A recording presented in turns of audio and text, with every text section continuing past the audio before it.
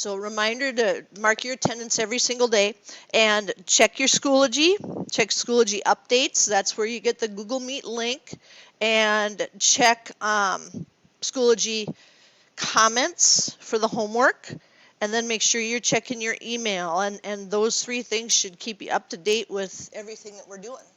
So today we're going to move into section 4.2, and section 4.2 is about the standard form of a quadratic function. Now hopefully you grew to like vertex form. That's always our favorite, and that's because it's super easy to graph. But this one, you should have a lot of deja vu moments, because this was actually the first way that you learned how to do quadratics way back in exponential algebra when you were graphing parabolas. So standard form of a quadratic function, our objective obviously is to graph quadratic functions written in standard form. I have this big box here to help us out with that. And it says the properties of a quadratic function in standard form are the graph of f of x equals, and this is important, ax squared plus bx plus c. That is called standard form when we do ax squared plus bx plus c. And like it says, a can't be 0, because if a is 0, then we wouldn't have an x squared, and then we wouldn't be graphing a parabola, we'd be graphing a line. So we need to know what that is. And that is a parabola, P-A-R-A-B-O-L-A. Now, some of the things that we already learned about parabolas are going to be the same, and in this case, one of those really great ones is A. A is always something that tells us, does it open up, does it open down, is it going to have a vertical stretch, a vertical compression? So if A is greater than 0, the parabola opens up, upward, just like yesterday. And if A is less than 0, that means it's negative, and the parabola opens downward. Not a big shock. We knew that with vertex form. The axis of symmetry is the line x equals negative b over 2a. The axis of symmetry is the line x equals negative b over 2a. Now, when we do x equals negative b over 2a and use that as a little formula, not only does that give us the axis of symmetry, that gives us the x-coordinate for the vertex. Because remember, wherever we have our vertex on our graph, our axis of symmetry goes right through that. So the x-coordinate to the vertex is also negative b over 2a. And again, that's a little formula that we use when we have a standard form quadratic, ax squared plus bx plus c. Now, we know the x-coordinate of the vertex, and we want to know what is the y. Well, to find the y, we use that x equals negative b over 2a, but then we plug it in, and I know green is hard to read, so I'm going to go ahead and write this again. We plug it into the function to get the y-coordinate. So we take whatever our answer was for negative b over 2a, and we put it back in the function, because output is y. And then, if we need a nice point to graph, we can always graph the y-intercept, because the y-intercept is the point 0, c as an ordered pair. So we need to figure out where the vertex is. We need to know where the axis of symmetry is. And then we're getting a free point here, 0c, and that's going to be our y-intercept. Now we're going to put all this together, and we're going to use this to graph a parabola. And here's two of them. We've got one that opens up and one that opens down. And we're reminded here that to start, we want to use that x equals negative b over 2a formula, because that's going to find the x-coordinate for this little vertex down here. And then we're going to take that and we're going to plug it in, and again, I know this green doesn't show up well. I also know it's not green in your packets, so there it is. We'll do negative b over 2a, and then we'll plug it in, and we'll see what the y value is. And then they're saying, find this 0c point. and then use symmetry to get 1 on the other side. And sometimes that's enough to graph the parabola. Most of the time we have to make a table with just 1 or 2 other points in it, but sometimes that can be enough. And it doesn't matter whether or not the parabola opens up or the parabola opens down. We're going to use the same formula for either one of those. So down here, we're going to go ahead and run through how do you graph a function of the form y equals ax squared plus bx plus c, because that's standard form and that's our objective. First, we're going to identify a, b, and c.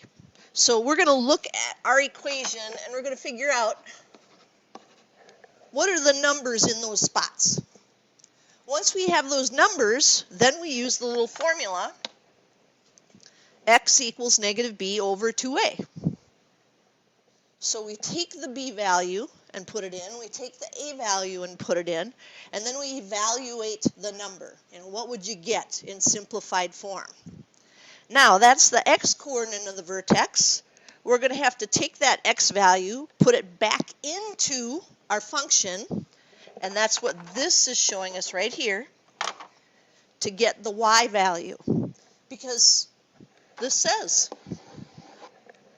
y equals all of this. So that's how we get the y value. Then what we have to do is think, okay, I have a vertex, I have an axis of symmetry. That's not enough for a parabola. How do I get the rest? Well, find some other points. And the first option is going to be using 0c. That should be a really easy point that we can find. And then we'll reflect that over the axis of symmetry. But like I said, usually that's not enough. Usually we have to find a few other points. So what we'll do is make a table, and we'll put some numbers in, and we'll get some numbers back that we can use to graph it.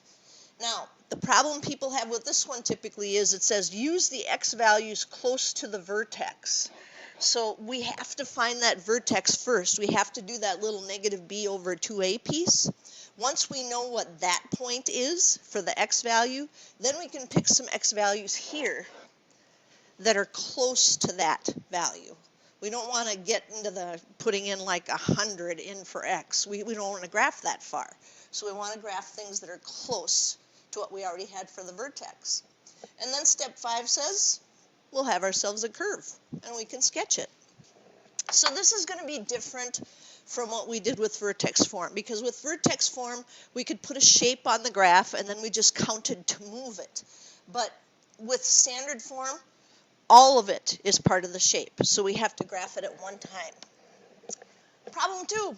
What is the graph of y equals x squared plus 2x plus 3? And this thing is huge, but I can't even see the little blue things here anymore, so let me change these properties. There we go. Now you and I can see the blues. Might as well do this one while I'm here. Or not. Nope, it's not going to let me. So that one will be a little harder. I'll have to make some intervals on that one.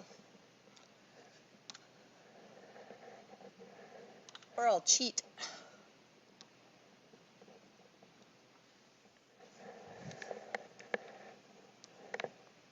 There we go.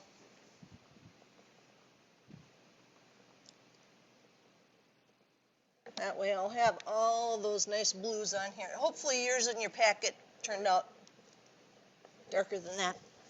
I was messing around with the settings today, trying to make sure that there's less glare for you guys as you're watching these.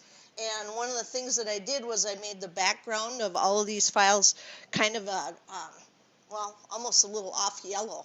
And you can't even notice that. It looks like white when you see it recorded. So I'm looking here at y equals x squared plus 2x plus 3. And I realize there is an imaginary 1 in front of that x squared. So that means my a is a 1, my b is a 2, and my c is a 3. Well, that's a nice place to start. And I need my vertex. So I quick memorize negative b over 2a. And this would be negative 2 over 2 times 1. And then we'd follow the order of operations. So we'd do 2 times 1 first. and then we divide and get -1. So that means my vertex is at -1 something. So now I have to figure out what the something is. So I have to put -1 back into the function and find out what I get. Well, let's see here. If I put -1 back in, and because it's negative, I'm using parentheses. We talked about that earlier this year. If you're going to use your calculator, whenever you put negatives in, you need to use parentheses. But you could probably do this one in your head. -1 squared is -1 times -1, which is 1. 1 times 1 is 1. 2 times -1 is -2. 1 plus -2 is -1. -1 plus 3 is 2. So my vertex is at -1, 2. That's a great place to start. -1, 2. And because that's my vertex, my axis of symmetry goes right through that vertex. So that axis of symmetry is going to be x equals -1. So that's the same as vertex form, x equals h. You know, we still have that axis of symmetry going there. But that's not a parabola yet. So what I need to do is figure out some other points. And they said, ooh, use an easy one, 0, C. So I go back up, and I remember, oh, C was 3. So 0, 3. So I can graph 0, 3. But because of symmetry, I can also graph -2, 3. Notice how they're both 1 unit away from that axis of symmetry. So that one is like a buy one, get one free offer right there. Once you found one point, you get the other one by symmetry. Now that is definitely not enough points to call this a parabola. So I need to make a table. I don't want to use a ton of points. I just want to use points that are good choices. That's what I want to use. So I start thinking, what was my x again? My x was -1. All right, that was my vertex. I already did 0. Well, maybe I'll just do 1 and 2, because those are nice, easy numbers, and they're right next to the vertex. So I'll just use 1 and 2 and plug those in and see what I get. So now, it's again the point where you come back up to the original formula.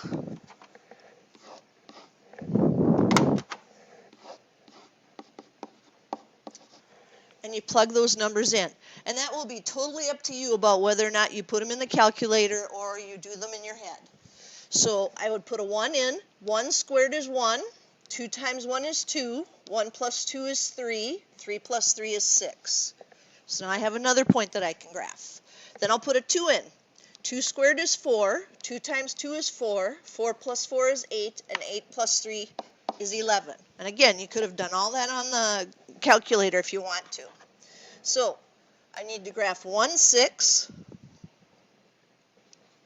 Then I need to use symmetry to go equal but opposite on the other side. 2 units away from the axis of symmetry, 2 units away from the axis of symmetry. And then that 211, that's going to give me something to aim at. Obviously, it's off my grid here, but I can use that to aim my parabola. And unlike vertex form,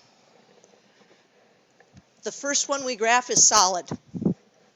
We don't get a parent function for these. This is just, hey, this is how we graph these parabolas. And like I said, probably most of this is coming back to you, because this is the way that you graphed when you were in exponential algebra, when you did a unit on parabolas. So I'm hopeful that you said to yourself, hey, I remember all of this, but it's nice to have a little reminder anyway. So now, oops, let me write these down again so that when people look at the notes, they won't wonder why I had 2 of those little tables. For whatever reason, these graphs are huge. All right. So this is where I would like you to unmute And I'm going to ask some questions, and I hope everybody answers.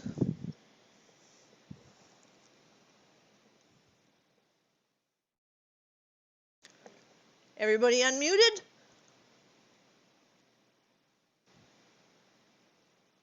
All right. So it says, what is the graph of y equals negative 2x squared plus 2x minus 5? The first thing we want to do, step 1, is figure out what's A, what's B, and what's C. So, are you unmuted? I can't see mics. What is A?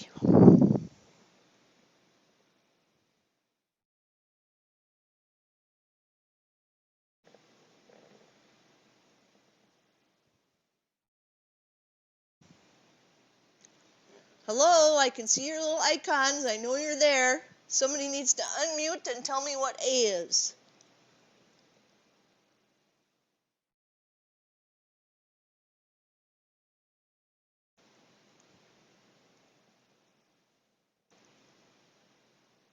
This is going to be a really long lesson. What's A?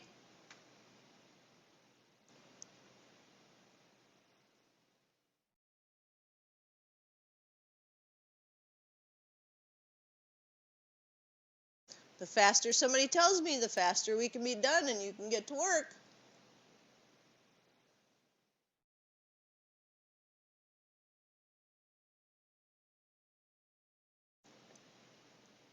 What is A?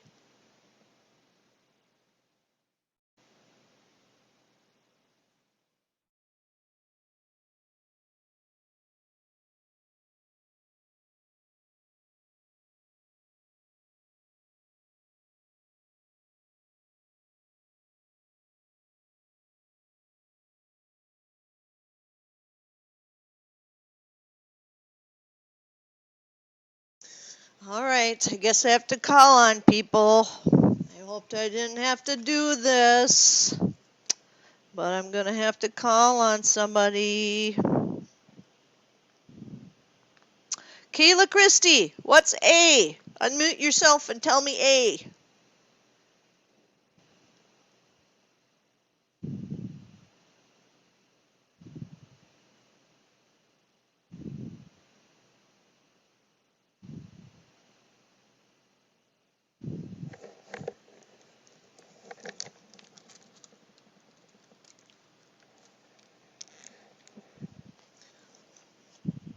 How about Nevaeh? Nevaeh, if you're out there, unmute yourself and tell me A.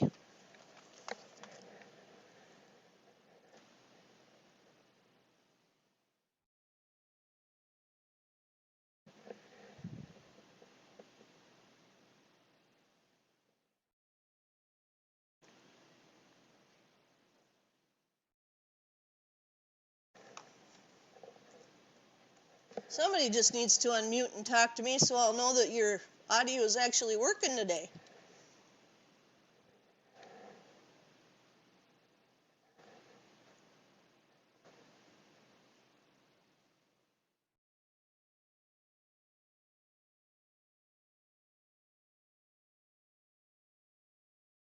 Okay, well, I'm recording this, so I'm going to go ahead and keep going.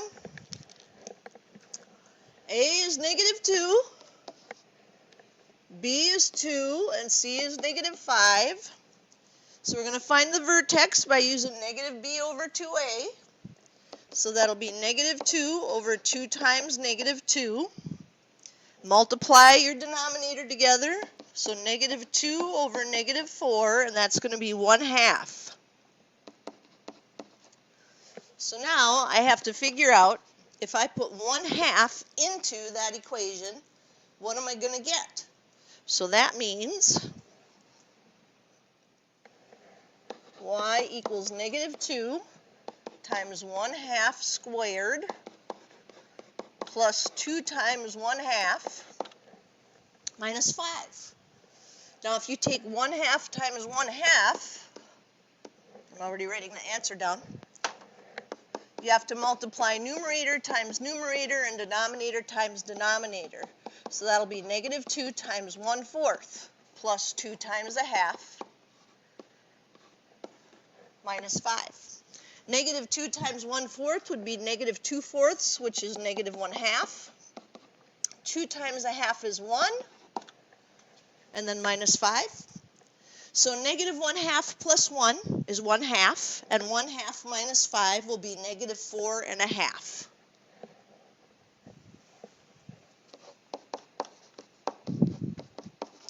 And you could write that as negative 9/2 if you want to, because if you do it with a calculator, it's going to show as negative 9/2. For graphing purposes, we probably want to think of it as 1/2 and negative 4.5. So 1/2, 1, 2, 3, 4.5. That means my axis of symmetry is at x equals 1/2. And now I'm hoping for a nice easy number, and the easy way to do that is 0c, so it'll be 0, negative 5.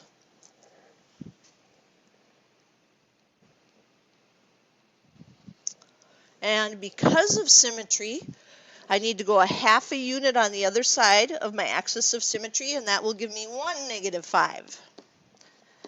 So like I said before, it's like a buy one, get one free offer. That's definitely not enough to graph a parabola. Absolutely not. So what I want to do is pick some nice small numbers close to the vertex. And I remember my vertex number was 1/2, x equals 1/2. I already know what 1 is. I don't need to do that. So maybe 2 and 3.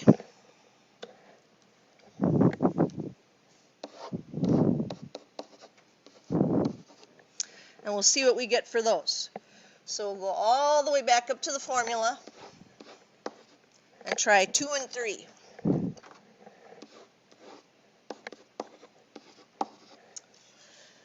2 squared is 4.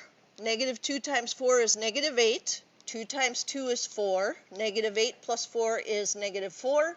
Negative 4 minus 5 is negative 9. And that tells me I don't even need to bother to put the 3 in, because obviously that's going to go off the grid. So if I go to 2, I'm at negative 9. And then because of symmetry, if I go 1.5 units to the left from my axis of symmetry, I'm also going to get negative 1, negative 9. And now, since I'm going to be off the grid if I go any lower, I'll have my little parabola. So the big formula that we have to remember here is going to be the negative b over 2a. And if you're saying, well, am I going to have to memorize that? Yeah, the answer is yes, yes, you have to know that one.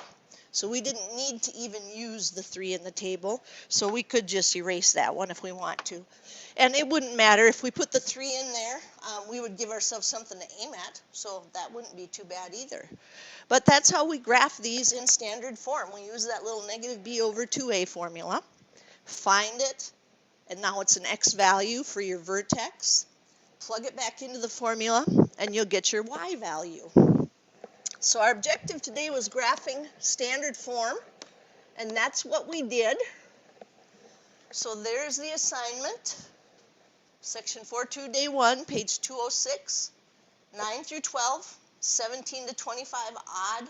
Do those by hand, show your work, and then 62 to 70, a little bit of review there at the end. But that really was what we had to accomplish today. So you kind of wonder, why do we have a day 2? Because now we want to remember standard form was a little bit tougher to do than vertex form. Can we make standard form into vertex form? And that's going to be the next piece that we take care of. So there's the assignment. Now, administration did say they would like you to stay on your computers the whole class period. That way it would be easier for you to ask questions about anything that you're stuck on. So I suppose you could do exactly what you've been doing, which is just have your little icons staring at me because people haven't been talking today. But there it is.